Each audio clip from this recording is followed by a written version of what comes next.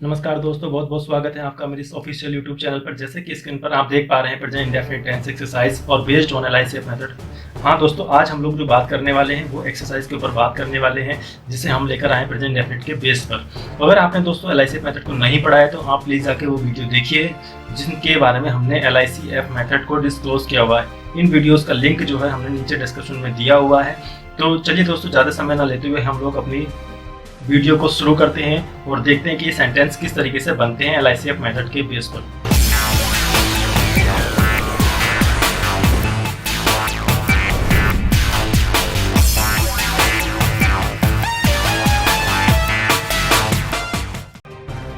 तो दोस्तों, जैसे कि हमने पीछे एलआईसीएफ मेथड में पढ़ा है प्रेजेंट इंडेफिनिट टेंस किस तरीके से बनाए जाते हैं, उनके फॉर्मूला, उनका सिंटैक्स, उनका बनाने का जो मेथड है वो हमने पिछली वीडियो में डिस्क्लोज किया हुआ है। तो आज हम लोग जो है सीधे एक्सरसाइज पर बात करते हैं, ज़्यादा समय ना लेते हुए। तो हम पहले सेंटेंस को देखते हैं कि क्या उसमें लिखा हुआ है। पहला सेंटेंस है हमारे बच्चे स्कूल में पढ़ते हैं। तो बच्चे स्कूल में पढ़ते हैं और सबसे पहले क्या होता है दोस्तों, मैं आपको बता देना चाहता हूँ कि सबसे पहले हमें अपने सेंटेंस का जो है सब्जेक्ट क्लैरिफाई करना होता है कि हमारा सब्जेक्ट क्या है, क्या वो सब्जेक्ट हमारा सिंगुलर है या प्लूरल है। तो उसके बेस पर ही हमारी वर्ब का इस्तेमाल होता है, जो हमारी मेन वर्ब होती है या फिर हमारी हेल्पिंग वर्ब होती है। अगर हमारा सब्जेक्ट प्लूरल है तो हमारी हेल्पिंग वर्ब या फिर मेन वर्ब वो अपनी प्लूरल मोड में ही यूज होगी। अगर हमारा सब्जेक्ट सिंगुलर है तो हमारी हेल्पिंग वर्ब या मेन वर्ब अपने सिंगुलर मोड में ही यूज होगी। तो यहाँ पर अगर हम देखें तो दोस्तों, बच्चे जो हैं, बच्चे हमारे पास क्या है, वो हमारे सब्जेक्ट हैं। तो चिल्ड्रन हम यूज करते हैं बच्चों के लिए। तो अगर हम बात करें तो बच्चे हमारे पास प्लूरल हैं। इस केस में अगर हम सब्जेक्ट लिखते हैं तो लिखा जाएगा हमारे पास चिल्ड्रन। तो अगर चिल्ड्रन सिंगुलर नहीं है तो इसका मतलब प्लूरल है। तो हमने बताया था कि प्रेजेंट इंडेफिनिट के टेंस में जो आपकी वर्ब लगती है वो V1 और V5 का इस्तेमाल होता है। V1 को हमने बताया था कि ये प्लूरल होती है और V5 को हमने बताया था ये सिंगुलर होती है। तो दोस्तों, जब आपका सब्जेक्ट है, हमें पहले जब हमारा सब्जेक्ट सिंगुलर है तो हमें सिंगुलर यानी V1 का V5 का इस्तेमाल करना है। अगर हमारा सब्जेक्ट जो प्लूरल है तो हमें V1 का इस्तेमाल करना है। लेकिन अगर हम यहाँ पर देखें तो चिल्ड्रन एक नहीं होता है, चिल्ड्रन का मतलब होता है अनेक। इसका मतलब हमारा जो सब्जेक्ट है वो प्लूरल टाइप का है। अब अगर हम टेंस के बारे में बात करें तो ये सेंटेंस जो है वो बिल्कुल अफर्मेटिव है, यानी सिंपल है। ना ही इसमें नहीं का इस्तेमाल किया गया, ना ही कब, क्यों, कहाँ, कैसे आदि शब्दों का इस्तेमाल किया गया। तो इसका मतलब हमें ये सिंपल सेंटेंस में बनाना पड़ेगा।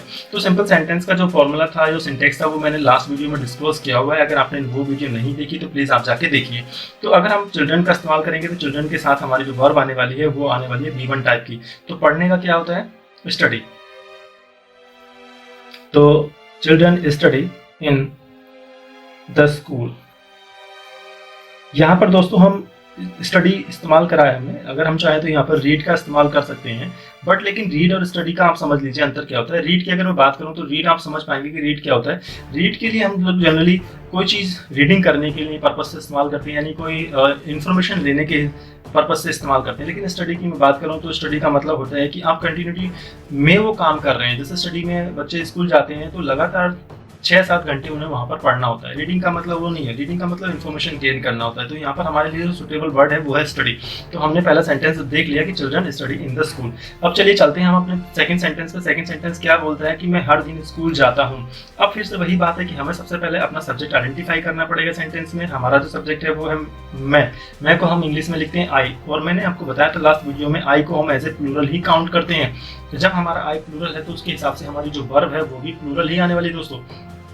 तो वर्ब अगर आएगी V1 केस के लिए आएगी तो आई का क्या काम है, आई का काम है जाना। वो जाने का काम करता है स्कूल में। तो मैं आपको बता देता हूँ कि सब्जेक्ट जो काम करता है वही हमारा वर्ब होती है। तो यहाँ पर मैं जो है स्कूल जाने का काम करता हूँ, तो हर दिन मुझे जाना पड़ता है स्कूल। तो जाना यानी कि इसके लिए हम वर्ब का इस्तेमाल करेंगे गो।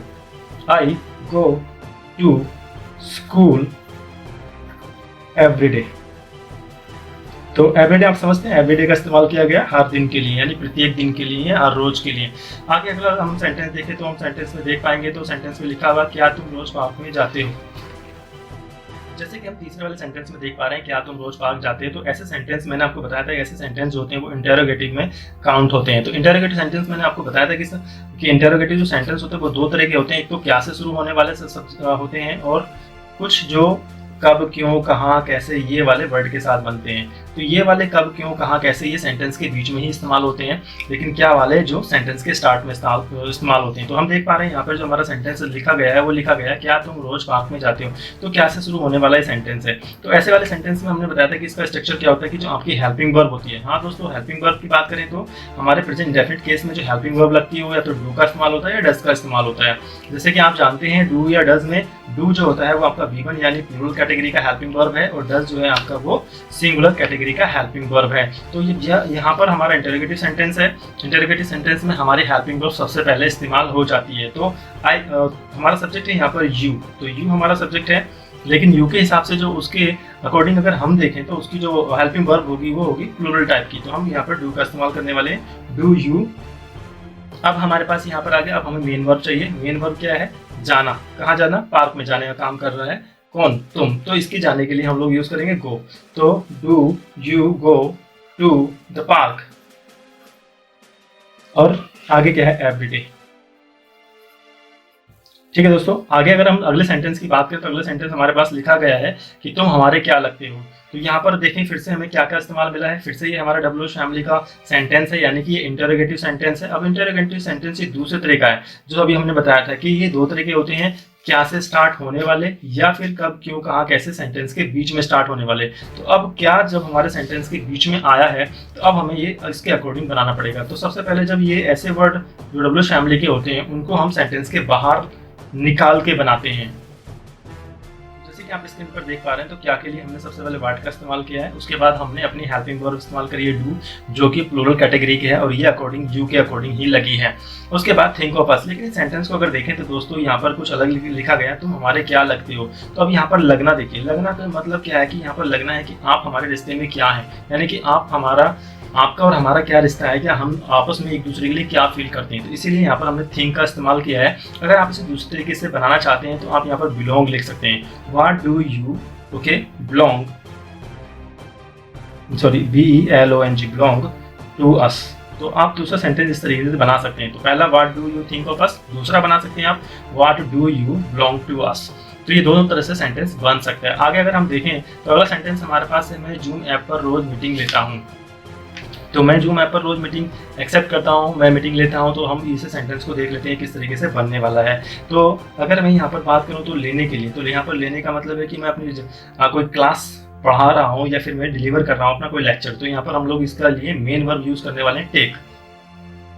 जैसे कि आप देख पा रहे हैं कि मैं जूम ऐप पर रोज मीटिंग लेता हूँ, तो सब्जेक्ट क्या है हमारा, आई मैंने अभी बताया था ऊपर सेंटेंस में प्लूरल टाइप का। तो इसलिए हमें जो हेल्पिंग वर्ब, सॉरी जो मेन वर्ब है वो भी हमें V1 कैटेगरी की यूज करनी पड़ेगी, यानी कि हमें प्लूरल कैटेगरी की यूज ही करनी पड़ेगी। तो I take meeting on Zoom app everyday.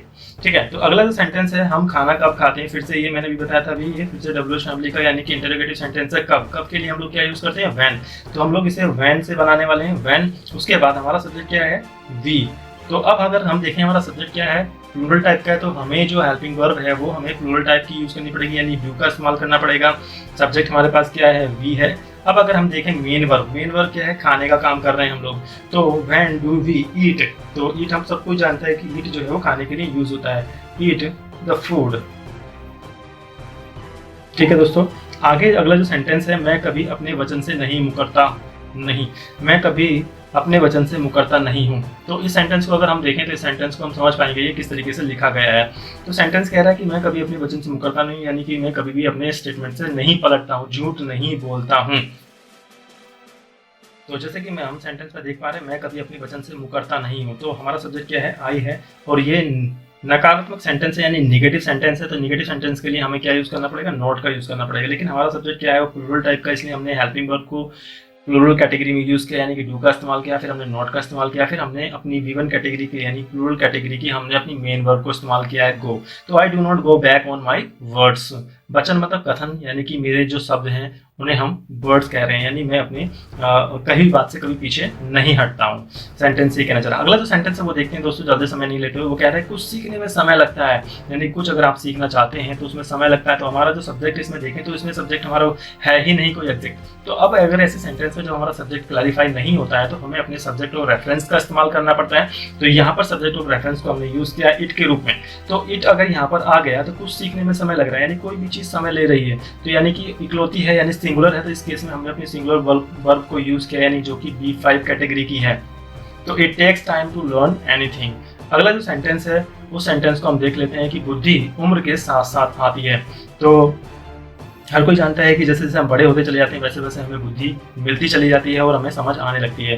तो यहाँ पर बुद्धि की अगर हम बात करें तो समझ की बात करें, जब हम काम को बड़े आसानी से समझने लगते हैं। तो यहाँ पर हमारा जो सेंटेंस होगा वो हम यहाँ पर इंटेलिजेंट या फिर इंटेलिजेंसी या फिर ब्रेन का इस्तेमाल नहीं करेंगे, अलग ही शब्द का हम इस्तेमाल। तो बुद्धि के लिए हमने जो इस्तेमाल किया वर्ड का इस्तेमाल किया विजडम का। तो विजडम कम्स विद एज, जैसे उम्र बढ़ती है वैसे हमें विजडम मिलती है, यानी कि हमें सोचने की क्षमता मिलती है। अगला जो सेंटेंस है देखें तो दोस्तों, अगला सेंटेंस हमारे पास लिखा गया है, ये थोड़ा सा अलग कैटेगरी का सेंटेंस है, ये थोड़ा सा कॉम्प्लेक्स कैटेगरी का सेंटेंस है। तो मुझे ये सेंटेंस अच्छा लगा इसलिए मैंने इस सेंटेंस को आपके लिए इस्तेमाल किया है। क्या सफलता का राज है कि आप क्या और कैसे कोई काम करते हैं। ठीक है, तो इस सेंटेंस को बनाने के लिए हम समझ लेते हैं क्या। अगर सेंटेंस की बात करूँ क्या और कैसे, ये देखें तो हमें यहाँ पर WH फैमिली का जो वर्ड है वो एक साथ दो यूज़ किए गए।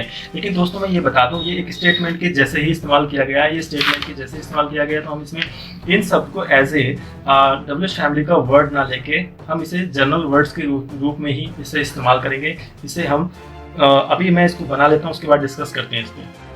तो जैसे कि इसके ऊपर देख पा रहे हैं कि सफलता का राज है कि आप क्या, मतलब कि सफलता का राज है कि आप क्या और कैसे कोई काम करते हैं। तो अगर हमने इस सेंटेंस को हमने इस तरीके से बनाया, द सीक्रेट टू सक्सेस, यानी कि अगर बात करें सक्सेस का जो सीक्रेट है वो किस पर डिपेंड करता है, डिपेंड्स ऑन। अगर हम बात कर रहे हैं यहाँ पर सफलता का राज, सफलता का राज क्या है, हमारा सब्जेक्ट क्या है, वो सिंगुलर टाइप का सब्जेक्ट है हमारा, तो इसीलिए हमारी जो वर्ब है वो भी सिंगुलर टाइप की ही यूज होने वाली है, इसीलिए हमने डिपेंड्स को B5 कैटेगरी में यूज किया है।